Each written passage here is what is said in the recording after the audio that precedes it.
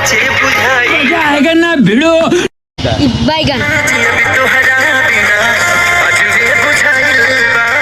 अब भोजपुरी इंडस्ट्री में इंटरनेशनल चोर भी बन चुके हैं सिंगर।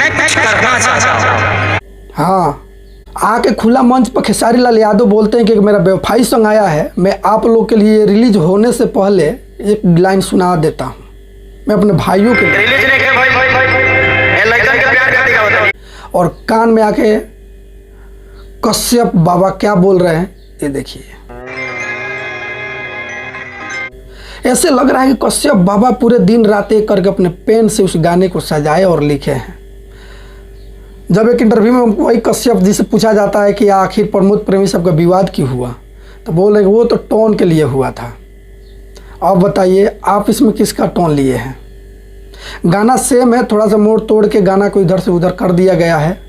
और गाना के बड़ी चीज़ की जो यूट्यूब पर चढ़ाया गया है तो वही टाइटल, दोनों गाना का सेम टाइटल है, बैनर भी थंबनेल पे भी सेम टाइटल है।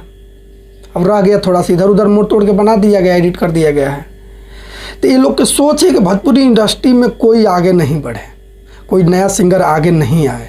अगर कोई सिंगर आता है वही छोटा मोटा सिंगर होता, और इनकी टोन, इनकी अगर गाना उठा लिया होता या टोन ले लिया होता तो उसके गाने यूट्यूब से सीधा हटा दिया जाता है। ये भोजपुरी इंडस्ट्री की सच्चाई।